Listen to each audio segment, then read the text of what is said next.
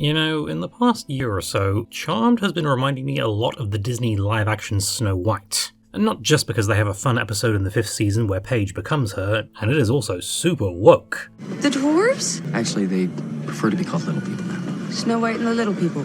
But because the constant, never-ending drama surrounding both properties' existences has ensured that in future, they'll be remembered more for the controversy surrounding their productions than their actual quality as works of entertainment. And with Snow White, it was simply a mediocre movie with the only thing going for it being Rachel Zegler's performance. And, well, you can watch West Side Story or the Hunger Games prequel for a better demonstration of her talents. Plus, it being a movie just means it trickled out, sank quickly, and we were all happy to move on. Charmed, on the other hand, well, up until the start of last year, I did consider it my favourite TV show ever. Gee, I wonder what changed that. And before I get into my point, I'm also not going to let the disgustingly toxic parts of Shannon Doherty's fanbase off the hook. I mean, I knew they were the worst parts of the fandom ever since the age of 14 or so, but they reached new lows last year after her tragic passing. And their behaviour ranged from the comically deficient, such as commenting on this video that was uploaded in 2023 and had long been demonetized that I had made it to take advantage of her death.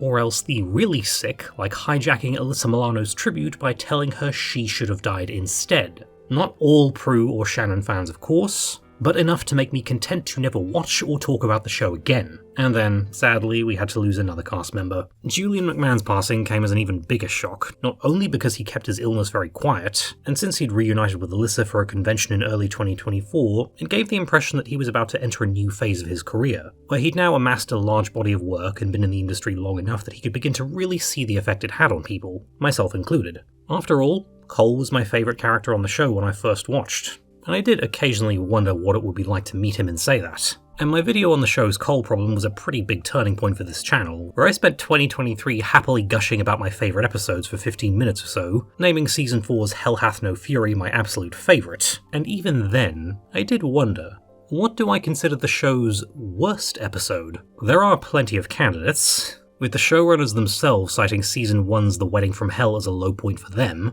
Season 2's That Old Black Magic is a pretty big embarrassment, Season 5's Lucky Charmed is easy to make fun of, as is Season 7's Once in a Blue Moon, but I'm of the belief that the only bad film is the one you don't enjoy watching. Films like Showgirls or Valley of the Dolls may fail from a storytelling point of view, but the failure is so spectacular that you'll have good fun watching, as long as you turn Showgirls off before the party scene. So Bad It's Good is definitely a thing, and even though Lucky Charmed is a wow, how did this get past the first draft experience, there's a lot to like in there, and the silliness to the premise can be fun, but there is a darker twin to So Bad It's Good that TV Tropes likes to call So Bad It's Horrible, and that is the mentality I took on board when I came up with my list of 5 films I consider the worst ever made, and that is what brings us to Season 5 and the show's 100th episode, a milestone Charmed celebrated by delivering the absolute worst of the lot. Cole would've.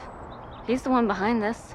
He altered reality to eliminate me and get Phoebe back. Cliff Notes version to bring us up to speed, and I was getting mad even writing this out. In Season 4, Cole was tricked into becoming the next source of all evil when he thought he would be stopping the current one, and the source's essence quickly overtook him thanks to manipulations from the Seer, whose end goal was to become the source herself, or at least the mother of a new one, so she conspires to pull a Rosemary's Baby on Phoebe, who is likewise overtaken by Source Jr.'s essence, and so much that when Cole has found a wizard who wants to inherit the Source's powers and is about to trade them out of his love for Phoebe, she torpedoes the whole thing to become Queen of the Underworld until her sisters sway her back to good, and they have to kill Cole to properly vanquish the Source. Turns out Cole is still alive in the demonic wasteland, and avoiding being consumed by this icky snake monster because if he is, then he's condemned to no afterlife. Phoebe then refuses to fix the mess she helped create, and Cole manages to return by consuming the powers of vanquished demons, which not only makes him invincible, but also has a bad effect on his sanity, though considering the woman he has to deal with, we can't blame the powers completely for that one. All that for a guy? Boy, did you get taken for a ride. The first half of the season presents Phoebe as being in the wrong, and seemingly building towards her forgiving Cole for the things she unfairly blamed him for, and taking accountability for her own actions. until suddenly it isn't, and the story decides that Cole is the bad guy actually, and we begin a mind-numbingly bad 4-episode arc trying to sell him as that and doing a terrible job, which brings us to the episode that concludes it. Whatever the ultimate solution is, it lies within the power of 3. Yeah, well, we have tried that. We open already close to rock bottom with Leo in the attic because Paige summoned him, and she proceeds to pull a sneak attack to take advantage of him being immortal, but listen to what he says afterwards. I may be dead, but it still hurts! So Paige, who is half witch and half whitelighter, meaning she gets 2 sets of powers from paragons of good, one of which is explicitly about healing and protecting, and she knows full well not to use them for personal gain, uses them to commit physical assault and treats it as lol funny. Hey, remember her first episode where using her powers to make what she thought was an abusive dad have a heart attack nearly turned her evil? And a later season 5 episode sees them treating orbing a streamer to decorate as a personal gain risk. Physical assault on your brother-in-law is a-okay, but household chores? Gotta draw the line somewhere. Oh, and she threatened to use her powers on Cole to do this. I'm about to orb your family jewels far, far away. We have a term for that, and we abbreviate it with the letters S.A. Paige, it turns out, has been coming up with a plan to vanquish Cole from the inside, and she puts it to the test in another weirdly put-together scene. Happy birthday. Cole is sadly coming into his empty apartment, with the episode selling how lonely he is because it's his birthday, and oh boy do I relate. But the episode is trying to sell Cole as a villain who deserves Paige violating his body, so why is it opening with a scene that seems to be cultivating empathy for him? Why not have him plotting the Charmed One's destruction, doing something evil, or showing that if Paige hadn't ambushed him, he would have gone after them or another innocent anyway, and even if her attempt wasn't successful, at least she saved her life or something. But as is, the scene shows Paige breaking and entering into the home of a man near tears because he's alone on his birthday, and attacking him unprovoked when Season 2 had a whole episode selling that the Charmed Ones are supposed to protect the innocent and not punish the guilty. And when she thinks she succeeded, her reaction is more like as if she completed a video game level, having no qualms at all about murdering someone who up until recently was her brother-in-law, fought on the same side as her, and even ended up possessed by the most evil being in existence while trying to save her and the rest of her family. But yay, defenestration at least. That's a well-directed stunt. And before we get into the episode's twisted morality, there's a nitpick that makes me way madder than it should. The next morning, Piper is getting home birthing help from a girl called Eve, who is implied to be from the tribe that the sisters saved in the episode The Eyes Have It, which ended with the innocent of the week Ava becoming Piper's go-to doctor for her pregnancy since she knows their secret. So now they have a character with a similar sounding name who's also part of the tribe but isn't allowed to know the sisters are witches, and the dialogue explaining who she is and why she's here is just so awkwardly set up. Well, we saved her gypsy clan. I think she'd be fine with it. Yeah, well, it's one thing to know, and it's another thing to actually see it. And okay, maybe they couldn't get Emmanuel Vorgier back for a second episode, but why not just have Piper and Phoebe doing this on their own with a line from Phoebe being like, "Remember what Ava said." And The Eyes Have It was one of the best Season 5 episodes, so I'm just taking that a bit personally. Anyway, once Piper and Phoebe find out that Paige has a cold from being defenestrated into the bay when her home invasion plan blew up in her face, they reprimand her for going behind their back. And so we're supposed to see Paige as being in the wrong, because her arc for this episode is her deciding she wants to move out so she can fly solo. Never mind that she quit a few episodes ago to focus on being a witch full-time. Okay. And then we go into a somewhat redeeming thing about the episode, where P3's musical guest is none other than Michelle Branch performing Goodbye to You. It is nowhere near as iconic as when she performed the same song at the end of Buffy's Tabula Rasa, which is a dagger in the heart whenever I watched. But hey, I did always love the cute way Holly smiles here. All good things must come to an end though, and the episode resumes sucking once the main conflict gets underway. My problems are none of your concern. Cole decides to become an avatar in one of the weirdest plot points that Season 5 introduced and then abandoned for 2 years. The avatars had shown up in Sam I Am trying to recruit him and find a use for his powers, but he had refused because his character assassination was well and truly underway. But now he's all for it, because the avatars have the power to go back in time and rewrite history. Oh boy, a time travel episode. Try not to think about it too much. Cole decides that he will go back to right after Prue's death and prevent Paige from meeting Piper and Phoebe and reforming the Power of Three, because that's apparently what ruined their relationship. Hey, he was with Phoebe for 2 years, so he picked up her habit of making revisionist history. Bro, the point of divergence was here, when you were getting rid of the Source's powers and a possessed Phoebe killed the wizard. Stop her doing that, neutralize the seer, and call Piper and Paige to vanquish the wizard. Your problems would literally all be solved. But nope, we have to contrive Cole as this big bad villain who has to be vanquished. So now we end up in the most nonsensical alternate reality where Cole is Balthazar again, so neither an avatar nor an invincible demon. And to be fair, I think this tracks with time travel as established in the show, where if you step into a reality where your powers don't exist, then you assume the level of abilities yourself in that timeline already has. What isn't consistent, however, is that the Halliwell Manor has now been turned into a demon headquarters where Cole is the Source's right-hand man. You know, the same guy who was declared an outlaw at the end of Season 3, to the degree that he said it wasn't even safe to be at Prue's funeral because bounty hunters were tracking him non-stop. This is different. Saving you makes it different. Makes me a traitor. And it was Brad Kern who wrote this episode, so thankfully we can call this a shit rolls downhill situation. And maybe if he'd spent less time harassing the female writers, he could have checked the continuity to remind himself that Phoebe may have agreed to stay in the underworld on the condition that time got rewound to save Piper's life, but the Source wasn't planning on honouring that deal and was going to have Phoebe killed as soon as time was reset. And she only escaped thanks to Leo and Cole's combined efforts. So if Phoebe is still alive in this timeline, then there is no way Cole is working with demons, let alone in such an elevated position. And there's even less chance of Phoebe living among demons. Hell, even the episode where she was trying to do that the previous season saw her turning back good before the end, and that was when she had the Source's demonic baby influencing her. And the idea that they're a miserable married couple who openly have affairs with other demons, Cole literally turned his back on evil just for Phoebe, and she likewise loved him so much she covered up his death to protect him from her sisters. This scenario is also happening less than 2 years after Prue's death. There is no way in the show's universe this would ever happen, let alone so quickly. This is where Cole and Phoebe were at by the time they found Paige. I've lost too much already, Cole. I'm not losing you too. Somewhere in this mean-spirited writing there is the potential for a good concept, like maybe an alternate timeline where Cole and Phoebe are on the run and he realises how miserable she is without her sisters, and learns to let her go to make her happy. But nope, that wouldn't allow for the irredeemably evil peg Brad Kern so desperately wanted to force him into. You seem a little off today.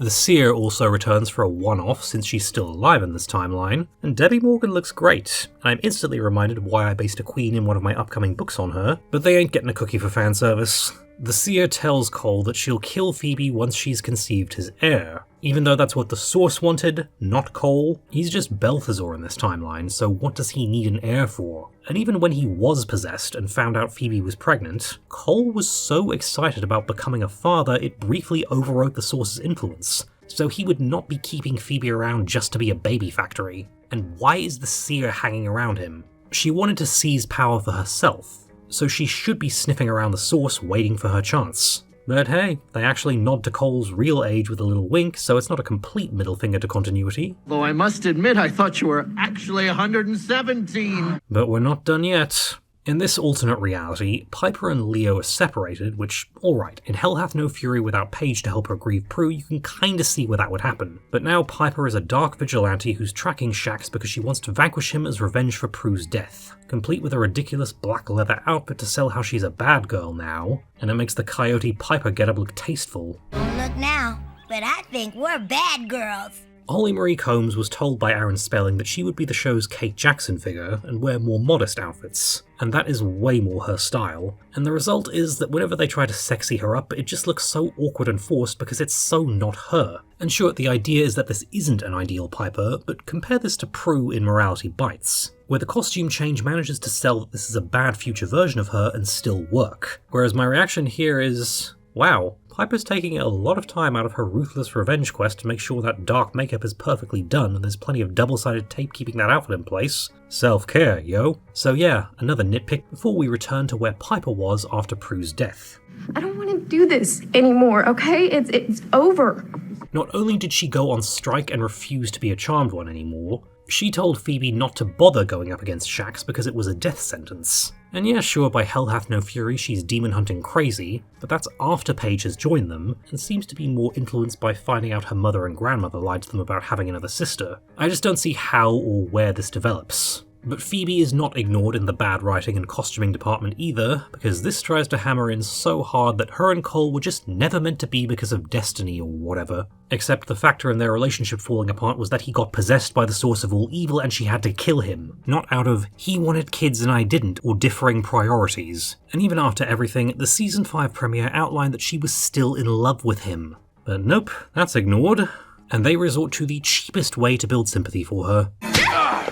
So physical assault is bad now. Let's rewind. How could you have done this? There's Phoebe doing it to him, and there she is doing it again. And there's Paige doing it to Leo, and it's lol funny. So physical assault is only bad when it's done by someone you don't like. People who insist that the Cole-Phoebe relationship is a metaphor for abuse are onto something, but the abuser in this situation isn't Cole. Let's count all the tactics she uses in addition to the physical assault, the second of which was prompted when she decided he was responsible for something he wasn't, and he was trying to warn her that she was about to leave with the guy who was. She denies any reality but her own. The reality that we on the show saw was that he was possessed, and the actions she holds him responsible for were done by the thing violating his body, and the dialogue stated it was impossible for him to fight it except in these brief moments. If you weren't clinging to the law for your witch so vigorously, it would have overtaken you by now. She acts like he did everything of his own free will and uses that as an excuse to inflict whatever physical violence she wants on him, while the actions she did while under control of the Source's baby are completely sidestepped. And she takes no accountability in the way she expects Cole to, so it's one rule for her and a different one for him. So besides the gaslighting and the hypocrisy, she treats him as if he's a ticking time bomb despite all evidence to the contrary, using the times he does lash out to validate her perspective. And that's a tactic we call baiting. Not to mention that she first threatens to vanquish him, and then refuses to go through with it because it's not on her terms. And you wanted to, so. Yeah, but on our terms, not yours. So if he's the threat to innocence she thinks he is, then she'd rather risk more potential deaths just so she can stick it to him further. I swear, the most unrealistic thing about the show is that Cole would spend all his time obsessing over a woman like this. And that's probably the biggest problem with this episode. There's no one to root for. They put Cole through so much character assassination to contrive him as this ultimate evil who needs to die a fiery death in the hopes that it'll make Phoebe and Paige look like the lesser of two evils by comparison. But they've both been consistently so awful throughout this season, and indeed this episode, that I feel nothing for either of them. I don't feel bad for Paige being stuck in this alternate timeline because she brought it all on herself.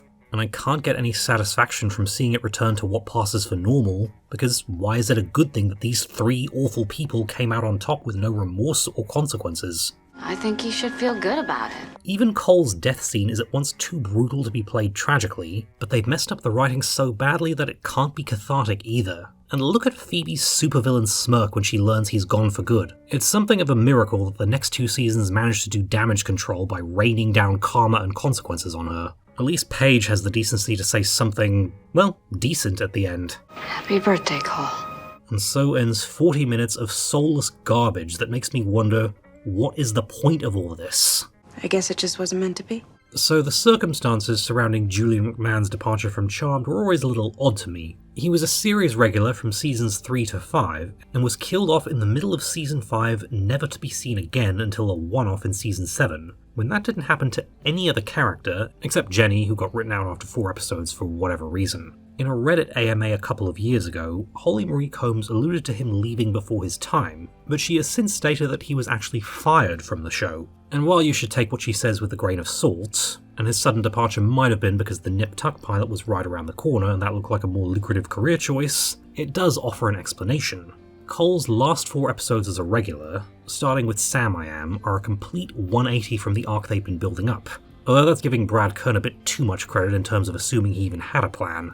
But if the story of him being fired is true, it's hard not to read this as a mean-spirited attempt to have the last word. This episode is so cynical, nihilistic, and just hate-filled. Whenever it was time to do a full series rewatch as a kid, this was always the part I looked forward to the least, and I would have to memory hole it to even keep watching the show until season 7, when Phoebe was finally having to make something resembling amends for her actions. It has nothing to redeem its existence whatsoever, and while the show would rebound eventually and we'd all be happy enough to leave it in the past, I mean, I usually find a positive note to end things on, but there really isn't one to find. Centennial Charmed chose to ring in that the show had achieved 100 episodes and guaranteed syndication residuals for everyone in this way, and it didn't feel like a celebration back then, and feels even less like one now. And just like the Walt Disney Company, the show celebrated a centenary by delivering the absolute worst thing in their entire collection. And that's all there is to say.